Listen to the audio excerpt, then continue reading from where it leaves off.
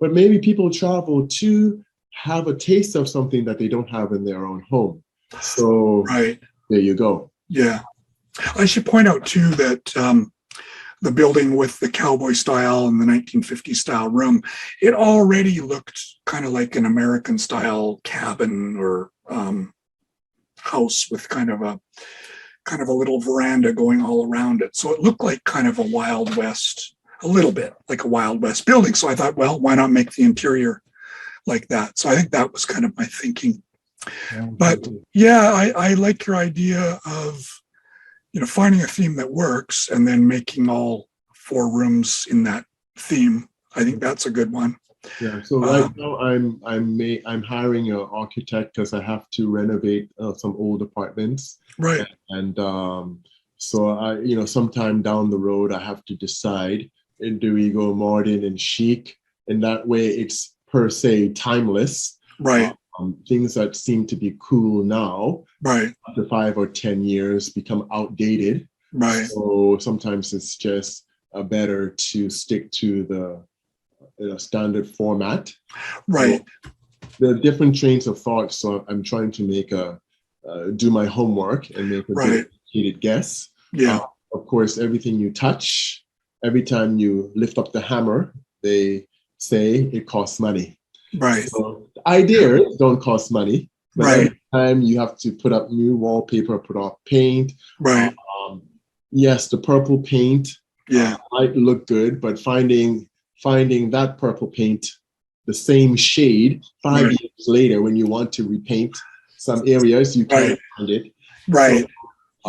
So that's maybe why a lot of people just go with pure white. Sure.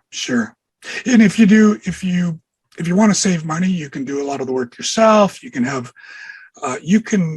hire a staff for a reasonable rate. Mm-hmm. I've had my staff do a lot of work and still do.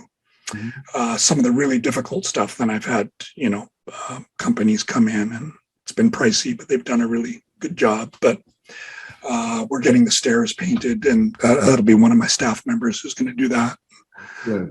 I think I pay well, but it's a part-time job, so I'm paying a part-time job wage. Yeah.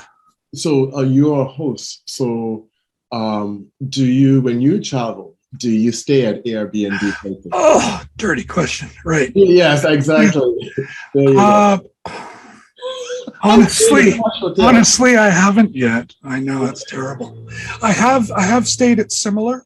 In Paris, I stayed at a guest house, and it was a similar service to Airbnb. Mm-hmm.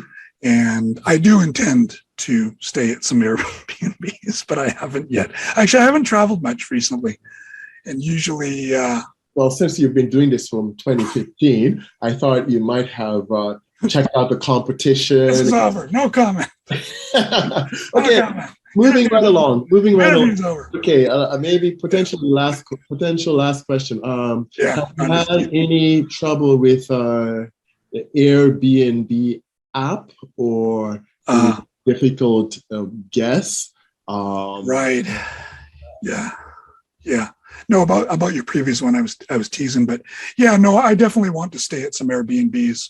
I'd probably stay for sure with a superhost just to make sure I got a good host. Mm-hmm. And I would probably stay with a host that was, I don't know, probably off site, because that's kind of the way I like to host.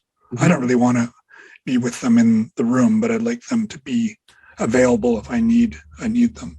Mm-hmm, mm-hmm.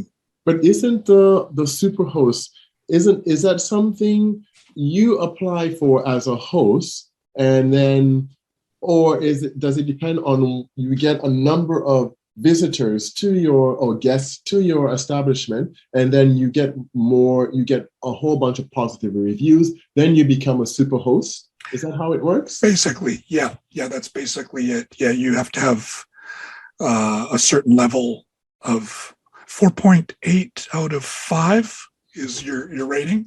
Mm-hmm. And it's a challenge to consistently get that, but that's what you need to get. And you have to have a certain a number of guests, and can't cancel. And there are different criteria, but basically what you said is it. Yeah. Okay, so if I'm looking for a business partner in the future, then I should try to link up with a superhost. That'd be a good idea. Yeah, they know how to do it. They know how to. Yeah, and if they've been a superhost for a while, that's a good thing. Getting there and then keeping it. Yeah. Yeah. Sorry, your last question again? What was? Have you had any trouble with Airbnb app or Right. Any difficult, quote unquote, difficult or challenging guests? Yes. Yes to both. I've had thousands of guests. Wow, thousands. And so 99% of the time, I don't know, 95% of the time, everything's fine and it's easy. And then there's maybe the 5% of the time where it's not. Someone's very picky and it's difficult. Maybe I shouldn't even say picky. They don't like what you're offering. It was a mistake. They probably shouldn't have booked it, or somehow they saw the pictures and it looked like what they wanted, but it wasn't, or maybe that kind of person anyway. You can't please everyone. So you have to let it kind of wash off you. I've had people fall down the stairs and break their legs. And then we've been trying to help them get, care and all that. There have been incidents like that I heard about after the fact. The guest actually didn't tell me that, the wife fell down the stairs and got hurt. And I actually messaged the guest. I actually heard from a neighbor because the neighbor had a restaurant next door, and I guess they heard it. Haven't had anything major. Haven't had like a major crime or anything. Haven't had anyone die, thankfully. Things have gotten broken here and there. One guy had the heater too close to the futon, burnt the futon. It could have potentially been very terrible. Now we don't you can't move a heater next to the futon, and we don't have that kind of heater. Basically, you kind of have to troubleshoot and imagine what could people possibly do. And then there have been quite a few guests who didn't know how to use a Western style toilet. They stand on the toilet, and so we have signs that show you how to use a toilet. People who'd never been out of their country before, and so those were things I maybe I should have imagined, but didn't. I often wondered, well, who were those signs for? Yeah. Right. Yeah. No, you actually need them. Yeah. It's rare, but you do need them.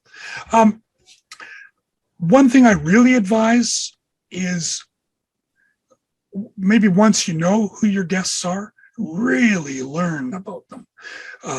In my case, a lot of our guests have been Chinese. I've never been to China.